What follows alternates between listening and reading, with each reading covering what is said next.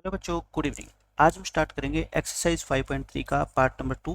पहले पार्ट में मैं आपको क्वेश्चन नंबर 1 से क्वेश्चन नंबर 8 करवा चुका हूं। अब हम स्टार्ट करेंगे क्वेश्चन नंबर 9 से। देखो, 9th क्वेश्चन बहुत आसान है।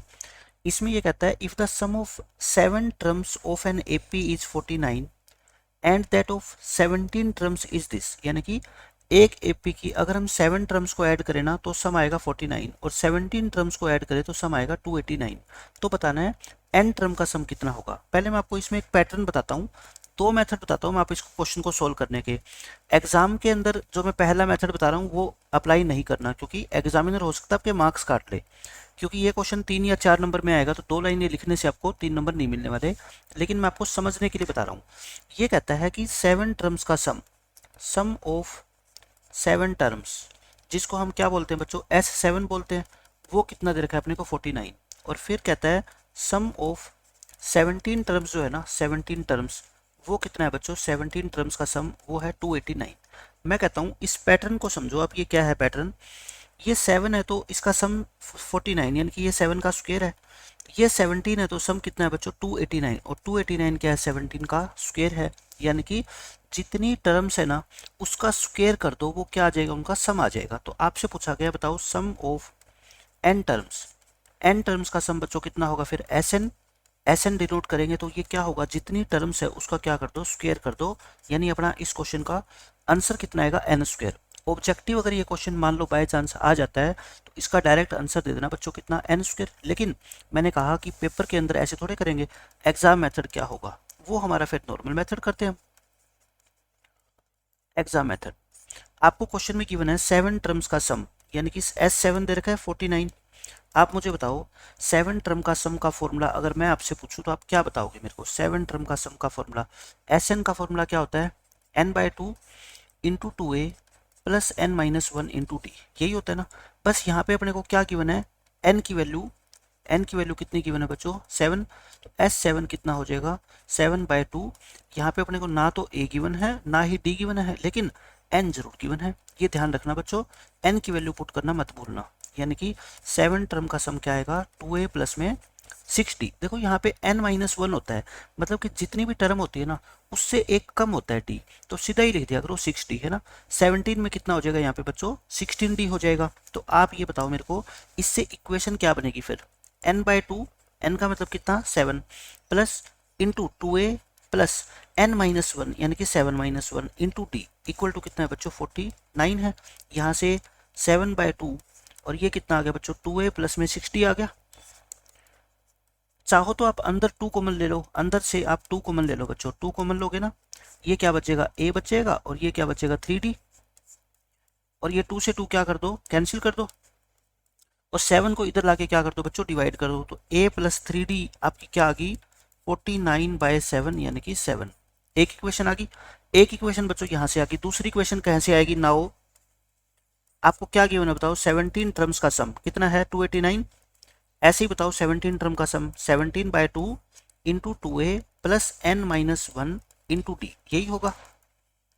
अब आप क्या कर सकते हो, 2 कॉमन ले लो, अंदर से 2 कॉमन ले लो, ये बच गया a, ये 16d है ना, 2 बाहर करोगे तो 8d बच जाएगा। वही बात होगी, 2 से 2 क्या है बच्चों, कट जाएगा, 2 से 2 कट गया। ये 17 नीचे लेके जाओगे तो 17 का स्क्वायर होता है, यानी कि a प्लस 8d बच्चों कितना आ गया आपका, 17 आ गया है ना। दो इक्वेशन आ गई। इन दोनों इक्वेशन को सोल्व करके बताओ, कोई भी बच्चा a और d तो निकाल ही सकता है, a और d निकाल लेते हैं। मैंने कहा था देखो यहाँ पे 3d है, यहाँ पे 8d है, तो बड़े वाली पहले लिख लिया करो, उससे क्वेश्चन को सोल्व करना थोड़ा आसान हो जाता है। नाउ अपने पास इक्वेशन है बच्चों क्या, a plus 8d is equal to कितना है अपने पास, 17 2 34 है। ये कितना था आपका, ये 17 था, ये कितना है बच्चों, 17 है। और उसके बाद a प्लस 3d, ये अपने पास कितना है बच्चों, देखो a प्लस 3d कितना है अपने पास, 7 है। ये कितना है, 7 है। मैं इन दोनों इक्वेशन को आपस में माइनस कर रहा हूँ, ये कट गया। 8 में से 3 गया 5 और 17 में से 7 गया 10, यानी कि d की वैल्यू कितनी आ गई बच्चों, 2 आ गई। डी की वैल्यू कितनी आ गई, 2। अब डी की वैल्यू 2 को अगर मैं पुट कर दूं इन इक्वेशन नंबर 1, इसमें पुट कर दो चाहे ऊपर वाली में पुट कर दो, उससे कोई फर्क पड़ता है ही नहीं। अगर आप डी को 2 पुट करोगे बच्चों, ए कितना आ जाएगा यहाँ से, 7 - 6 यानी कि 1, यानी कि फर्स्ट टर्म कितनी है 1 है बच्चों, और डी की वैल्यू कितनी है 2। अब आपको निकालना क्या है, sum of n term. Formula क्या होता है, n/2 into 2a plus n-1 into D.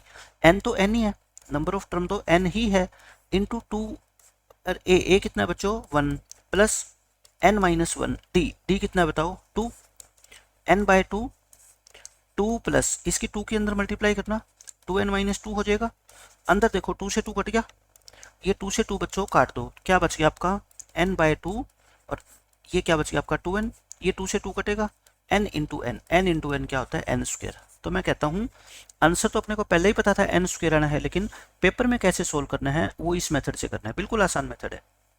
अब देखो क्वेश्चन नंबर 10, इस क्वेश्चन में क्या कहता है, फर्स्ट पार्ट में आपको सोल्व करके दिखाता हूँ।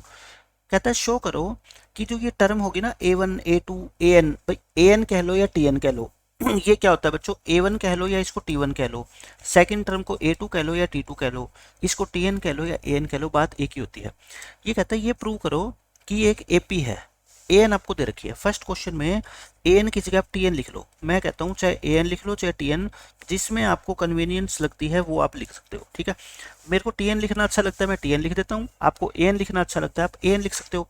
इसमें आप है ना n की 3-4 वैल्यू पुट कर दो, जैसे 1 2 3 4 ये पुट करो, n की जगह 1 पुट करना, ये कितना आएगा 7, n की जगह 2 पुट करना, 4 2 जा 8, 8 प्लस 3 कितना होएगा आपका 11, n की जगह 3 पुट करना, n की जगह 3 पुट करो, 4 3 जा 12, 12 प्लस 3 कितना हो गया बच्चों 15, n की जगह 4 पुट करोगे।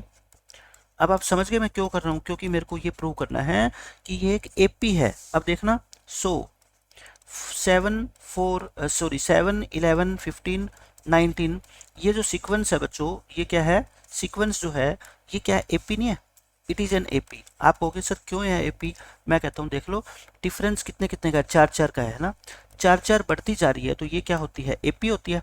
एक पार्ट तो आपका क्या हो गया, प्रूव हो गया। कहता है शो करो कि ये एक एपी है, मैंने प्रूव कर दिया कि ये क्या है एपी है, हो गया। अब इसमें कहता है find the sum of first 15 terms. दो क्वेश्चन है, एक ये, मैं एक करके दिखा देता हूँ, एक आपको खुद करना है। अब कहता है 15 टर्म का सम भी निकालो। नाउ एस एन का फॉर्मूला क्या होता है बताओ, n/2 into 2a plus n-1 into D, यही होता है ना। कितने टर्म का सम निकालो बताओ, 15 टर्म का, तो S15 कितना होएगा बताओ, 15/2, इसी को सोल्व कर रहा हूं मैं, 2 इंटू ए बता सकते हो, ए का मतलब फर्स्ट टर्म कितनी है बच्चों 7, प्लस n का मतलब 15 -1, टी कितना है बताओ 4 है ना, क्योंकि 4 4 बढ़ रही है टर्म, तो 15/2 14 प्लस ये हो गया कितना बच्चों 14, और 14 4 जा कितना होता है 56, ये कितना हो गया 70, 70 को 2 से डिवाइड करोगे 35, 35 इंटू 15, 15 को बच्चों 35 से मल्टीप्लाई कर दो, 15 5 जा 15 3 जा 5, और ये कितना आएगा 52, 525। तो इस क्वेश्चन का आंसर कितना आएगा आपका 525। एक पार्ट सोल्व कर दिया, सेकंड पार्ट मैंने देखो आपके लिए सोल्व कर दिया है पूरा, और आपको ये आगे सोल्व करना है, ठीक है। एन आपको निकाल के दिखा दिया मैंने कि ये एपी है, और उसके बाद बच्चों क्या करना है आपको 15 टर्म का सम निकालना है, वो भी निकाल दिया मैंने। 11th क्वेश्चन देखो, ये अच्छा क्वेश्चन है। इसमें क्या कहता है आपको, if the sum of first n terms is this. अभी तक आपको tn गिवन होता था, लेकिन बच्चों ये tn नहीं है, ये पहली n टर्म का सम है। गिवन क्या है अपने को क्वेश्चन में बताओ, पहली n टर्म के सम को हम क्या लिखते हैं, Sn लिखते हैं ना। Sn कितना है बच्चों 4n माइनस में n स्क्वायर है, कितना है 4n माइनस n स्क्वायर है। What is the first term, कहता है फर्स्ट टर्म क्या है। What is the sum of first 2 term, पहली 2 टर्म का सम क्या है। सेकंड टर्म क्या है, सिमिलरली कहता है थर्ड टर्म क्या है, 10th टर्म क्या है, nth टर्म क्या है, ये सारी चीजें आपसे पूछ रखी है। मैं आपको कहता हूं ये फर्स्ट इक्वेशन है, इसमें आप n की वैल्यू को पुट करते जाओ। क्या पुट कर दो, जैसे पिछले क्वेश्चन में किया था ना, tn के अंदर n को 1 2 3 4 पुट किया था बच्चों। एक मिनट,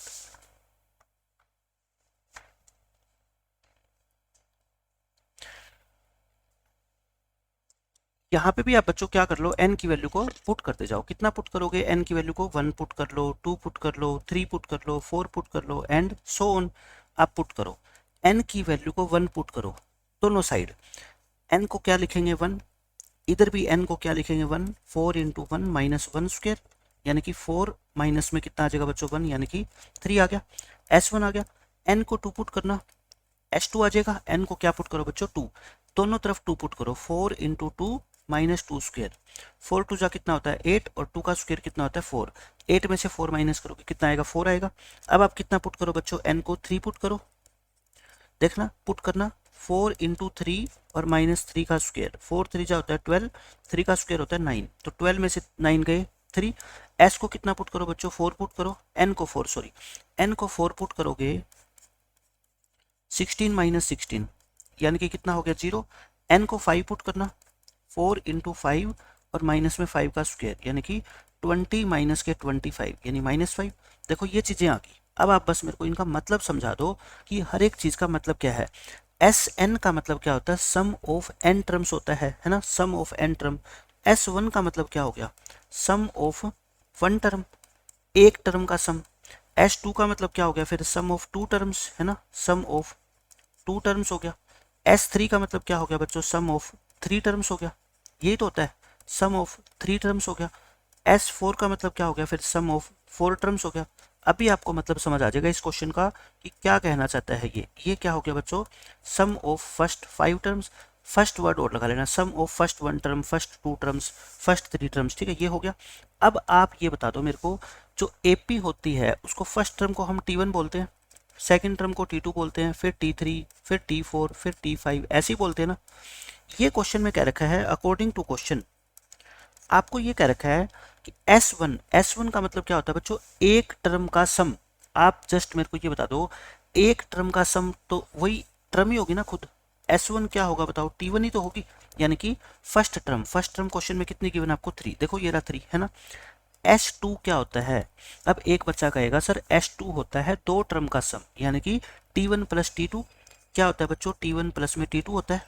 ये कितना गिवन है क्वेश्चन में देखो 4, यानी कि आपसे क्या पूछा था देखो, फर्स्ट टर्म पूछी थी, फर्स्ट टर्म कितना आ गया आपका 3 आ गया है ना, एक क्वेश्चन का आंसर हो गया। सेकंड क्वेश्चन आपसे पूछा है what is the sum of first two terms, पहली दो टर्म का सम, ये रहा S2, ये आपका सेकंड क्वेश्चन का आंसर आ गया, ठीक है। अब आपसे पूछा है, यहां से इंपॉर्टेंट चीज स्टार्ट होती है, सेकंड टर्म। ये सेकंड टर्म कोई मेरे को बता सकता है क्या, एक बच्चा कहेगा सर आप ये कह रहे हो कि T1 और T2 दोनों को ऐड कर दो तो 4 आता है, और उसमें से T1 आपको पता ही है 3 है, तो फिर क्या T2 मैं नहीं निकाल सकता यहाँ से, इस इक्वेशन से T2 निकालना चाहूँ तो 4 माइनस T1, और T1 कितना है आपका 3 है, यानी कि कितना आ गया आपका 1 आ गया। सेकंड टर्म बच्चों कितनी आ गई, 1 आ गई। इसी तरह से कहता है थर्ड टर्म निकालो, 10th टर्म निकालो, nth टर्म निकालो, मैं आपको ये बताता हूँ। अब नेक्स्ट पेज पे चलते हैं। देखो इसमें मैं आपको ये बताना चाहता हूँ कि S1 का मतलब होता है T1, S2 का मतलब क्या होता है बच्चों, T1 प्लस में T2, S3 का मतलब क्या होता है, पहली तीन टर्म का सम, यही होता है। S4 का मतलब क्या होता है बच्चों, T1 plus T2 plus T3 plus T4 है ना, ये होता है। S5 का मतलब क्या होता है, T1 plus T2 plus T3 plus T4 plus T5। अगर मैं आपसे ये कहूँ कि मुझे यहाँ से T2 बता दो, आप क्या बता दो बच्चों, T2, आप कहोगे सर T1 प्लस T2 में से T1 को हटा दो, T2 बच जाएगी, यानी कि S2 में से S1 को हटा दो, क्योंकि S1 क्या होता है बच्चों, T1 प्लस T2, दो टर्म के सम में से एक टर्म का सम हटा दो तो दूसरी टर्म नहीं बच जाएगी है ना। ऐसे ही T3 अगर मेरे को निकालनी हो बच्चों, T3 सिर्फ ये, अगर ये T3 निकालनी है आप कहोगे सर इसमें से T1 प्लस T2 को आपको हटाना पड़ेगा, और मैं कहता हूँ T1 प्लस T2 को तो S2 बोला जाता है ना, यानी कि इसका फॉर्मूला क्या हो गया, S3 में से S2 को हटा दो। देखता मैं जनरलाइज कैसे करूंगा इसको। S4 का मतलब अगर आपको T4 निकालना है, अगर आपको बच्चों क्या निकालना है, T4 फोर्थ टर्म निकालनी है, तो इन तीनों का सम हटा दो, और इन तीनों के सम को क्या बोलते हैं, S3 बोलते हैं। तो S4 में से अगर आप S3 घटा दोगे, यहाँ से अगर T5 निकालनी है, 5 टर्म के सम में से 4 टर्म का सम घटा दो। आपको पैटर्न पता लग गया क्या है, अगर T2 निकालनी है तो 2 टर्म के सम में से एक टर्म घटा दो है ना। T3 निकालनी है, देखो यहाँ 3 है तो यहाँ पे भी कितना है 3, यहाँ 4 है तो यहाँ पे भी कितना है 4, यहाँ 5 है तो यहाँ पे भी कितना है 5, और उससे एक कम, 5 से एक कम, 4 से एक कम, 3 से एक कम, 2 से एक कम, समझ आ गया। अब देखो, अब मैं आपको कहना चाहता हूँ, ये सब कुछ निकाल दिया, सेकंड टर्म निकाल दी मैंने, थर्ड टर्म निकालनी है। आप मेरे को ये बता दो थर्ड टर्म का फॉर्मूला ऊपर से क्या है। मैंने क्या कहा था, यहाँ पे S3 में से S2 घटा दो, S3 कितना है देखो, पिछले पेज पे पलट के देखो, S3 कितना है 3, और S2 कितना है 4, यानी कि आप क्या करो बच्चों, 3 में से 4 माइनस कर दो, कितनी आ गई टर्म, -1। थर्ड टर्म कितनी आ गई बच्चों, -1 आ गई। अब इसी तरह से आप मेरे को बताओ S10 कैसे, 10th टर्म कैसे निकालोगे, 10th टर्म बता सकते हो। 10th टर्म आप कहोगे सर 10th टर्म के लिए S10 लिख दो यहाँ पे, और इसमें से S9 घटा दो, यही तो होता है, जितना यहाँ है वो यहाँ लिख दो, और उसमें से एक का कर दो कम। अब मेरे पास ना तो S10 की वैल्यू है और ना मेरे पास S9 की वैल्यू है, तो मैं क्या करूँ, मैं निकालूंगा। Sn की वैल्यू मेरे पास है 4n माइनस के n स्क्वेयर, ये रही। पहले मैं निकालूंगा S10, यानी n की जगह कितना पुट करूंगा 10, 40 माइनस 100 यानी कि -60। फिर मैं S9 निकालूंगा, n की जगह 9 पुट करेंगे हम, ठीक है। ये 36 माइनस के 81, ये कितना आ गया माइनस के 45। तो देखो S10 कितना है बच्चों, माइनस के 60, माइनस S9 कितना है बच्चों, माइनस के 45, ये माइनस माइनस क्या हो जाएगा प्लस, तो ये कितना हो गया आपका 45 में से 16 गए, माइनस के 15 हो गया। अब आपको कहता है nth टर्म भी निकालो, nth टर्म, तो बताओ आप मेरे को nth टर्म क्या होगी, Tn, वो क्या होगी Sn, है ना, ये n है सेम, और n-1 हो गया, Sn माइनस n-1। अब चाहे आप इतना छोड़ के देखो, Sn का मतलब क्या है, क्वेश्चन में दे ही रखा है, Sn तो अपने को क्वेश्चन में गिवन है, और माइनस Sn-1 का क्या मतलब है, देखो मैं नेक्स्ट पेज पे करता हूँ, 4n माइनस एन स्क्वेयर ना, Sn अगर आपको 4n माइनस एन स्क्वेयर दे रखा है, तो Sn-1 निकालना हो ना, कैसे निकालोगे, जहां n है उसको n-1 लिख दो, जहां n है उसको n-1 लिख दो, ठीक है।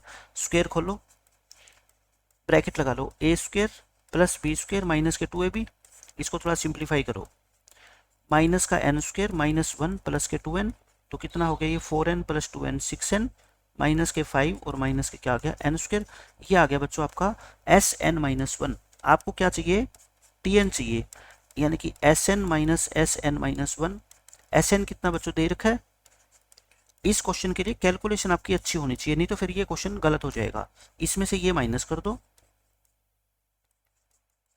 देखो अब सोल्व करके कितना आ गया, 4n माइनस के n स्क्वेयर, ब्रैकेट खोलोगे माइनस ये हो जाएगा, ये प्लस हो जाएगा, और ये क्या हो जाएगा बच्चों, प्लस हो जाएगा।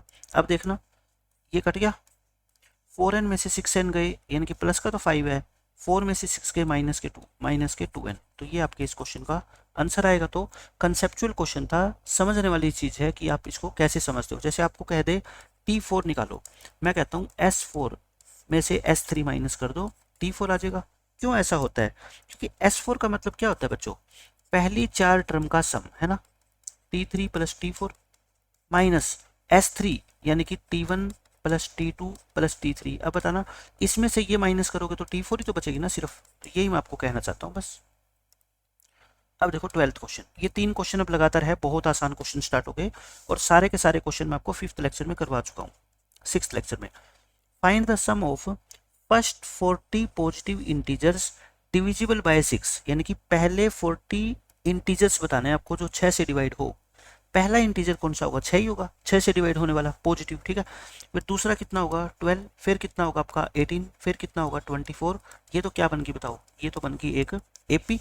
लास्ट कितना होगा आपको देखने की जरूरत नहीं है, लेकिन अगर पता भी करना चाहो तो बच्चों 6 1 जा 6 2 जा 6 3 जा 6 इंटू 40 कर देना, ये क्या हो जाएगा आपका लास्ट हो जाएगा। लेकिन आपको पता करने की जरूरत ही नहीं है, आप तो Sn का फॉर्मूला लगाओ, क्या होता है n/2 into 2a plus n-1 into T. n कितना बताओ, नंबर ऑफ टर्म कितनी 40, मतलब ये सीरीज लिखते जानी है, 40 टर्म तक लिखना है, ठीक है। तो 40/2 2 इंटू ए कितना बच्चों 6 प्लस n कितना 40, डी कितना है बच्चों 6 है ना, 6 बढ़ रहा है, ये 20, ये 12, ये 39 इंटू 6 करना, 39 इंटू 6 234, 234 में 12 जोड़ो 246, 246 को 2 से मल्टीप्लाई कर दो, जीरो लगा दो, ये कितना आएगा आपका 4920। आंसर कितना आएगा बच्चों 4920। बहुत इंपॉर्टेंट क्वेश्चन है, लेकिन बहुत ही आसान है, 4 लाइनों में क्वेश्चन खत्म हो जाएगा आपका। ऐसे ही देखो ये क्वेश्चन है, ऐसे क्वेश्चन हम कर चुके हैं। Find the sum of first 15 multiples of 8। अच्छा पिछले क्वेश्चन का मतलब क्या था, ये ऐसे भी तो कह सकते हैं ना, find the sum of first 40 multiples of 6, एक ही बात है कि 6 के पहले 40 गुणजों का योग ज्ञात करो। ऐसे ये कह रखा है देखो, 8 के पहले 15 मल्टीपल, यानी कि यहाँ पे 6 की जगह नंबर क्या है 8 है, और वहाँ पे मल्टीपल्स कितने थे 40 तक थे, यहाँ पे सिर्फ 15 तक है। ठीक है, तो निकालते हैं सॉल्यूशन।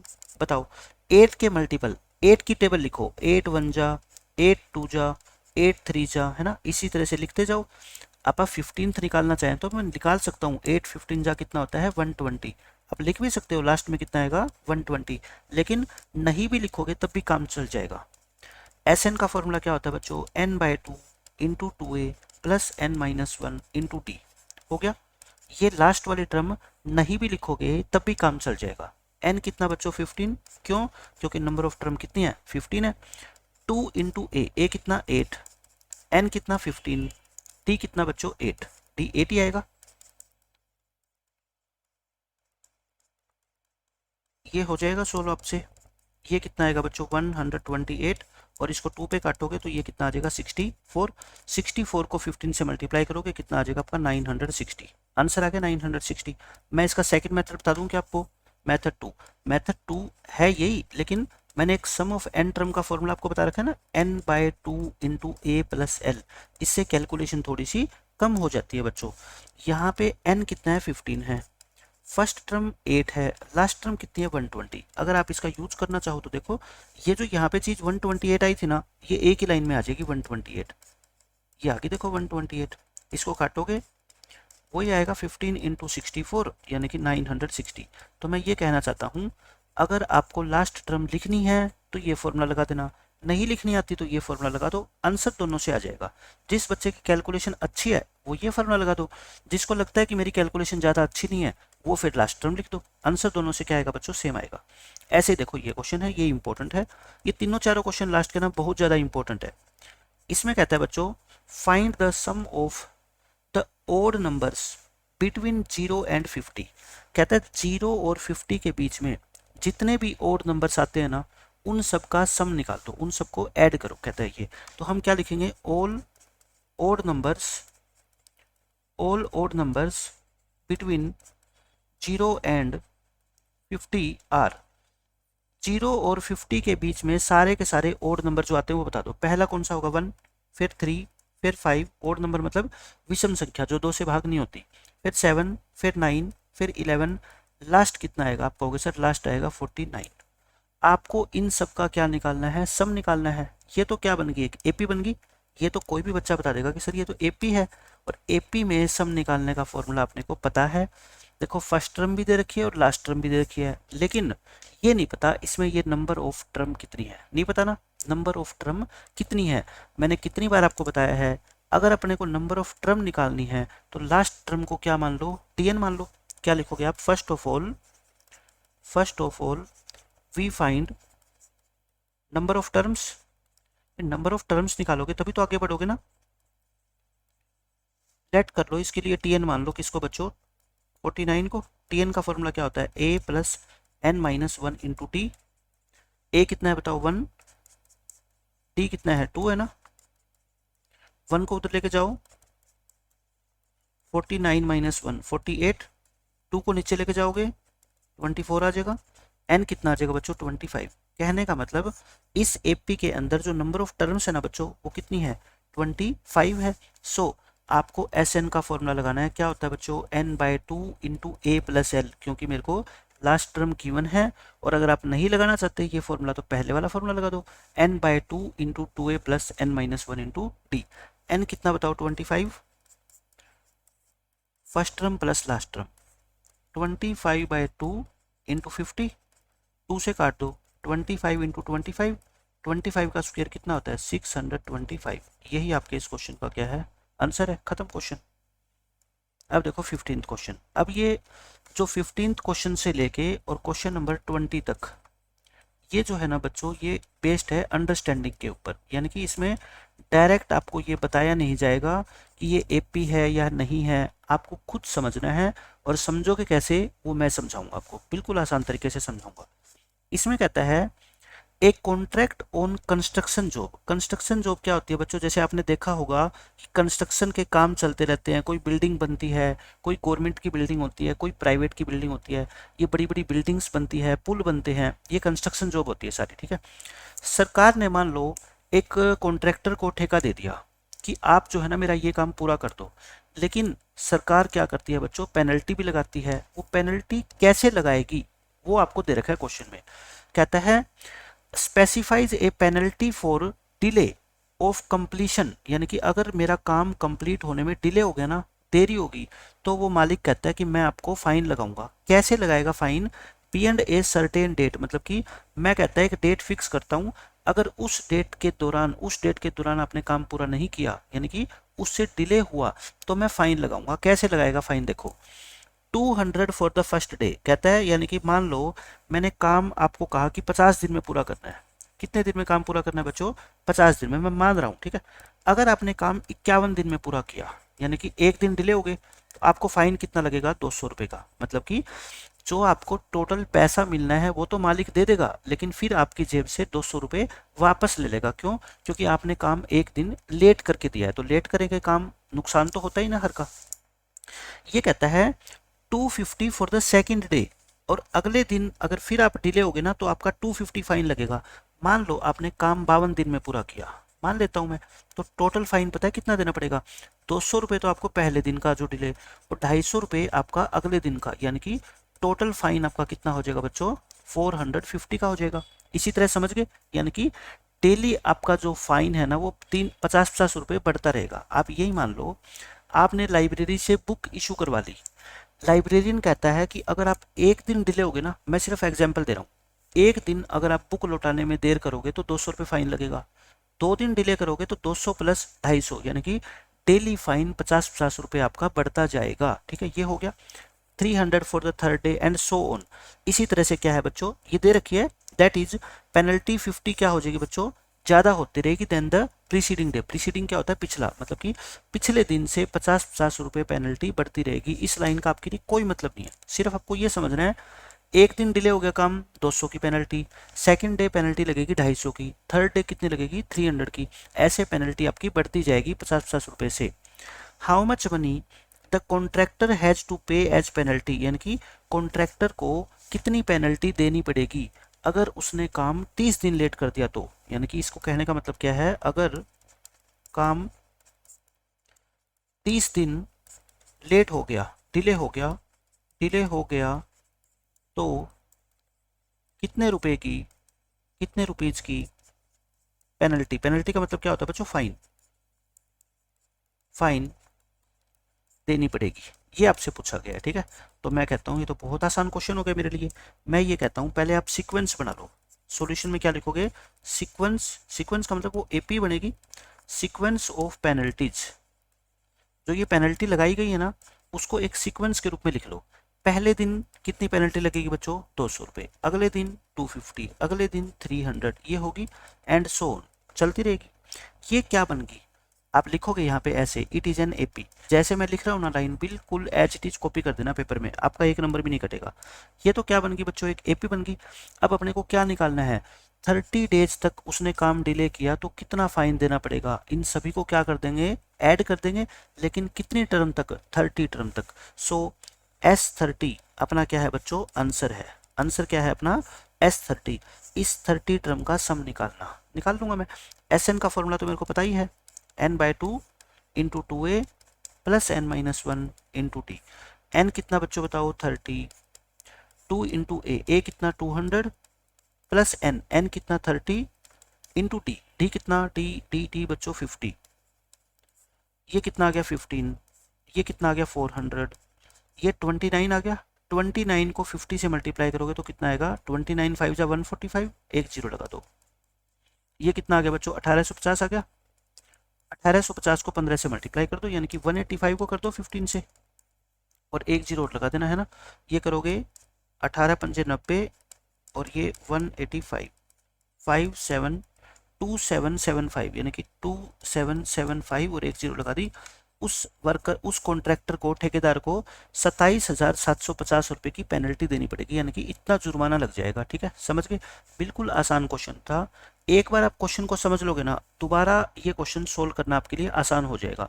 मीनिंग समझ आना क्वेश्चन का जरूरी है कि कहना क्या चाहता है। यानी कि एक ठेकेदार ने एक ठेका लिया काम करने का, कोई बिल्डिंग बनाने का ठेका लिया, लेकिन बिल्डिंग का जो ओनर था, जिसकी वो बिल्डिंग बनाई जा रही है, उसने कॉन्ट्रैक्टर से कहा कि देखो ऐसा है, आप काम टाइम पे पूरा करके देना। कॉन्ट्रैक्टर ने कहा कि ठीक है सर, मैं काम टाइम पे पूरा कर दूंगा। तो उस ओनर ने कहा कि अगर तुम काम टाइम पे पूरा नहीं करोगे ना, तो लास्ट में मैं तुम्हारे को जो पेमेंट मैंने देने का प्रॉमिस किया है उतनी पेमेंट नहीं दूंगा, फाइन लगाऊंगा मैं। एक दिन अगर डिले हो गया तो 200 रुपये का फाइन। अगर 2 दिन डिले हो गया ना, तो 200 तो पहले दिन का है ही है, दूसरे दिन का 250, यानी कि 200 प्लस 250। 2 दिन अगर डिले हो गया तो बच्चों उसका फाइन कितना होगा? 200 प्लस 250, है ना। 3 दिन डिले हो गया तो कहता है ये तो लगे ही लगेगा, अब अगले दिन का फाइन 300। 4 दिन डिले हो गया तो इतना तो लगे ही लगेगा, अगले दिन का फाइन 350। ऐसे कहता है। वो कॉन्ट्रैक्टर 30 दिन लेट हो गया बेचारा, 30 दिन लेट हो गया। चलते चलते चलते उसका फाइन देखो बढ़ता गया ना, 450 हो गया, फिर 500 हो गया, फिर बेचारे का फाइन 550 हो जाएगा। इस तरह से चलते चलते इसका टोटल फाइन 27,750 रुपये होएगा। तो क्वेश्चन का सिंपल मीनिंग तो ये है, लेकिन आप खुद सोचो, ऐसे थोड़े करेंगे हम कि 200 से लेके और 30 टर्म तक लिखते जाएंगे, फिर उसको जोड़ेंगे। एपी का फॉर्मूला क्यों बना? ताकि क्वेश्चन की जो कैलकुलेशन है वो आसान हो जाए, एक पर्टिकुलर फॉर्मूले से आंसर निकालना आसान हो जाता है। ठीक है, खत्म क्वेश्चन। अब देखो क्वेश्चन नंबर 16, ये भी बिल्कुल आसान क्वेश्चन है। इसमें क्या बोलता है? A sum of rupees 700 is to be used to give 7 cash prizes to the students of a school for their overall academic performance. आप ये मान लो आप 10th क्लास में हो स्टूडेंट सारे। ठीक है, पहले मैं इसको समझाता हूँ क्वेश्चन का मतलब क्या है। 10th क्लास है आपकी, आपकी क्लास में 7 बच्चे ऐसे हैं जिनकी एकेडमिक परफॉर्मेंस पूरे साल बहुत अच्छी रही है, और जब फाइनल रिजल्ट आया तो स्कूल के प्रिंसिपल ने ये डिसाइड किया कि इन 7 बच्चों को कैश प्राइज दिए जाएंगे। और टोटल कितने के प्राइज बांटे जाएंगे? 700 रुपीज के। यानी कि मैं यहाँ पे पोजीशन लिखता हूँ, मैं यहाँ पे क्या लिखता हूँ बच्चों? पोजीशन। अच्छा, सातों के सातों बच्चे अलग अलग है। एक की पोजीशन आई बच्चों कौन सी? फर्स्ट। एक की पोजीशन आई मान लो सेकंड। जैसे हम पोजीशन निकालते हैं, यहाँ पे स्कूल ने डिसाइड किया है कि पहली 7 पोजीशन वाले बच्चों को कैश प्राइज दिया जाएगा। ठीक है, फिर थर्ड पोजीशन आ गई, फिर फोर्थ पोजीशन, फिर फिफ्थ, फिर सिक्स्थ और फिर सेवन्थ। अच्छा, आप खुद सोचो, क्या ऐसा होता है कि सारी की सारी पोजीशन वाले को जो प्राइस मिलेगा वो सेम मिलेगा? नहीं, है ना। पहली पोजीशन वाले को पैसे ज़्यादा मिलेंगे, सेकंड वाले को थोड़े कम, थर्ड वाले को उससे कम, इस तरह से चलता रहेगा। अब कैसे दिए गए हैं ये प्राइज, ये बताएंगे हमारे को। इसमें क्या कहता है?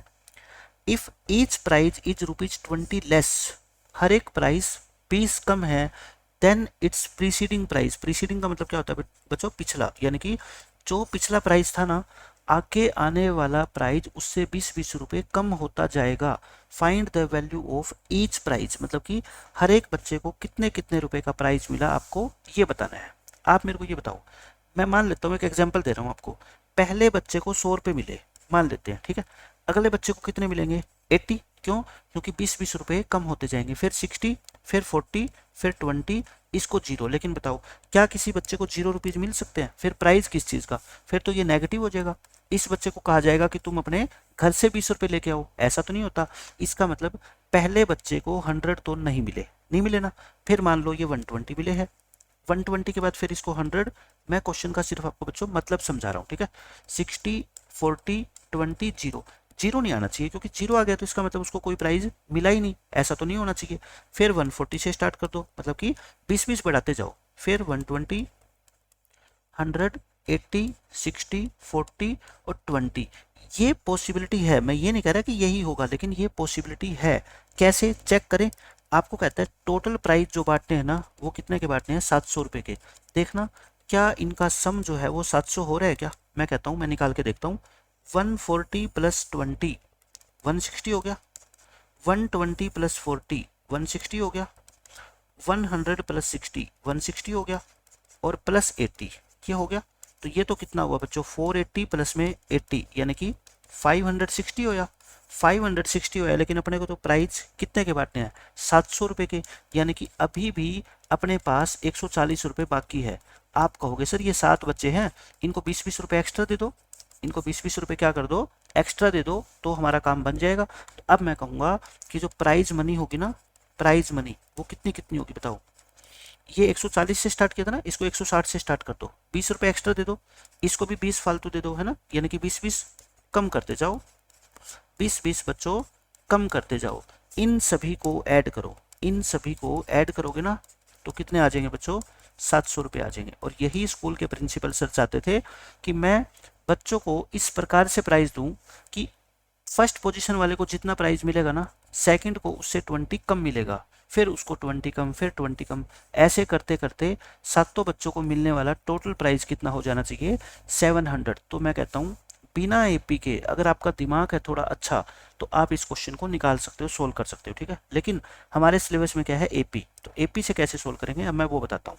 यहाँ पे आप सॉल्यूशन, अब एग्जाम में आपको कैसे करना है वो देखो। यहाँ पे आप क्या लिखोगे बच्चों, पोजीशन, पोजीशन में लिख देना आप फर्स्ट, फिर यहाँ पे लिख देना बच्चों सेकंड, यहाँ थर्ड, यहाँ फोर्थ, फिर फिफ्थ, फिर सिक्स्थ और फिर सेवन्थ, ये हो गया पोजीशन लिख दिया। फिर यहाँ पे क्या लिखोगे बच्चों, प्राइज, प्राइज मनी कि प्राइज के रूप में कितने कितने पैसे इनको मिलेंगे। अब बताओ पहले बच्चे को कितना प्राइज मिलेगा, क्या आपको पता है, नहीं पता। और मैथ में जो चीज़ नहीं पता उसको क्या मानते हैं, एक्स मानते हैं।